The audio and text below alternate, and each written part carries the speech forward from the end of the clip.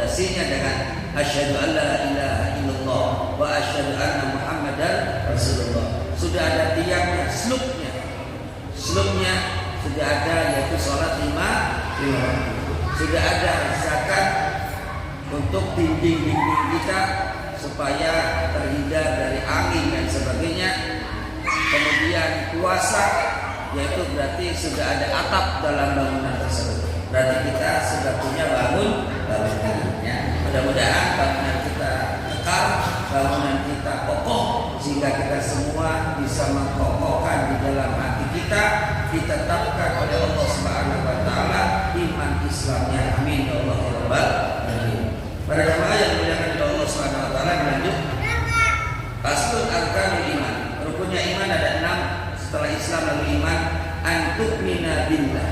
Kita harus percaya kepada Allah Subhanahu wa taala. Orang yang beriman kepada Allah berarti percaya kepada Allah Subhanahu wa taala bahwa segala sesuatu yang ada di muka bumi ini adalah kehendak Allah Subhanahu wa taala. Yang terjadi di muka bumi ini adalah atas kehendak Allah Subhanahu wa taala. Oleh karena itu kita semua harus percaya kepada Allah. Adanya Allah berarti adanya kita semua yang hadir di majelis ini. Adanya bumi dan langit itu bukti ada yang menciptakan. Yang menciptakan Allah Subhanahu wa taala. Kemudian yang kedua, wa malaikati, dan kita semua harus percaya kepada malaikat-malaikat Allah Subhanahu wa taala. Malaikat Allah yang menjalankan tugas-tugas yang diperintahkan oleh Allah. Ada malaikat yang menjaga bumi, ada malaikat yang menjaga matahari, ada malaikat hafuna yang tugasnya mengelilingi langit dan bumi terus-menerus. Makanya malaikat sifatnya beda seperti manusia. Kalau manusia itu sifatnya sok ibu disuruh, bapak disuruh untuk nunggu orang di jalan A. Posisi berdiri terus dari kecil sampai tua. Kira-kira anak bilang tidak menyenangkan. Tapi malaikat, karena malaikat al-malakul ladzi bila abi wa la aklala syurba wa la nauma lahu.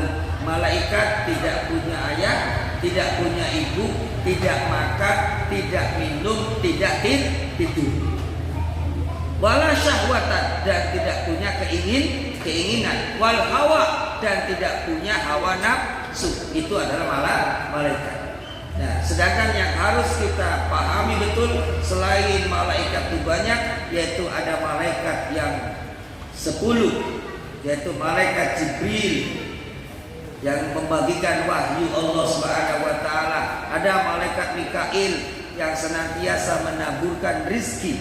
Maka di dalam kitab Simpu Duror, wa fi kulli lailatin, dan di setiap malam, nazalallahu ta'ala fi ardis sama, ya, fi fis sama itunya, dan di setiap malamnya Allah Subhanahu wa taala turun di langit dunia. Untuk apa? Untuk yarzuku, untuk memberikan rizki kepada semua manusia, untuk memberikan rizki kepada semua ciptaannya. Dikasih rizki oleh Allah Subhanahu wa taala. Cuman saat pertengahan malam itu posisi kita lagi apa kan, seperti itu. Ibarat ada orang telepon nyambung atau tidak, yaitu malaikat. Para jamaah yang dimuliakan oleh Allah Subhanahu wa taala, malaikat Mikail membagikan rezeki, ada malaikat Raqib dan malaikat Atid yang menjadi CCTV kita semua.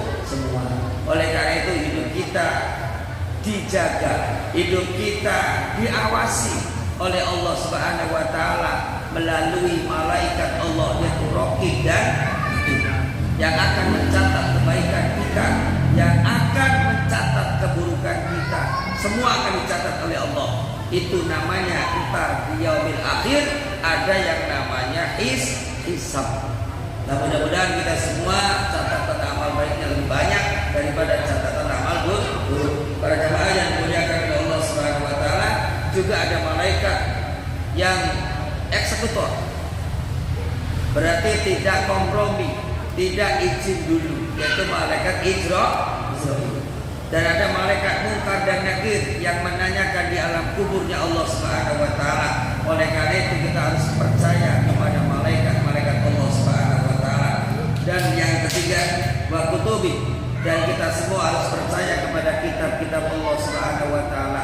Seluruh kitab Allah, baik kitab yang diturunkan kepada Nabi Musa, kitab yang diturunkan kepada Nabi Zabur, Nabi Daud, kitab yang diturunkan kepada Nabi Isa, kitab yang diturunkan kepada Nabi Muhammad SAW, ataupun suhuf yang diterima oleh Nabi Ibrahim alaihissalam, sebab yang berbentuk kitab yaitu cuma 4 nabi dan rasul, yang lainnya dapat suhuf.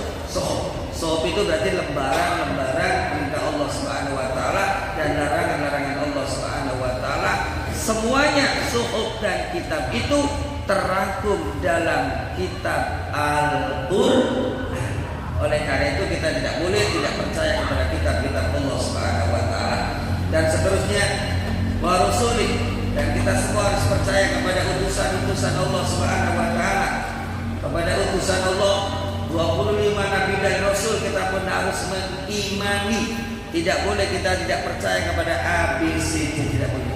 Kita harus percaya 25 nabi dan rasul adalah utusan Allah Subhanahu wa taala.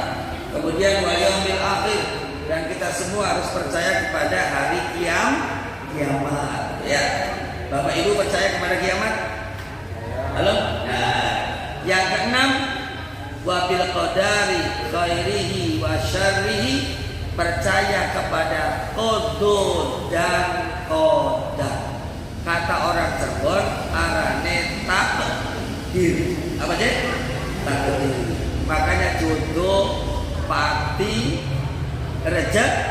rezeki sudah ada garisnya masing-masing. Itu namanya takdir. Maka kita semua harus percaya kepada qada dan qadar.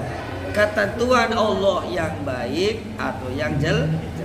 Ya, para jamaah yang dimuliakan oleh Allah Subhanahu wa taala.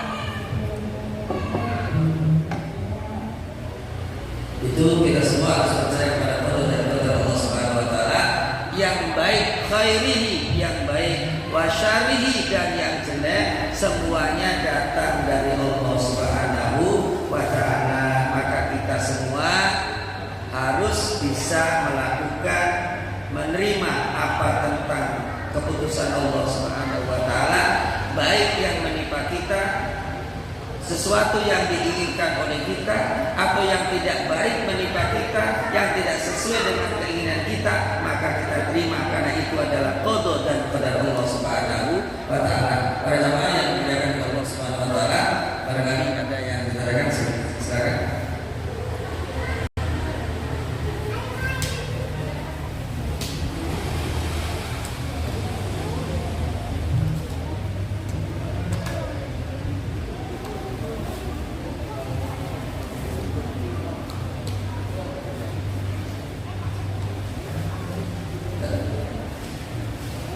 Para jamaah yang dimuliakan Allah Subhanahu wa taala, itu berarti qada dan ada yang ada? Ibu-ibu bebas.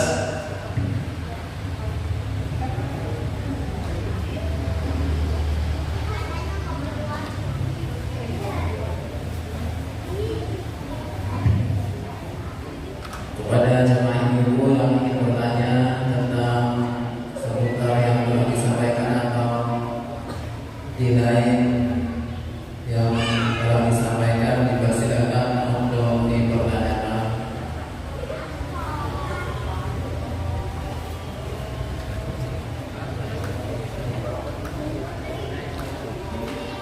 Terima kasih Pak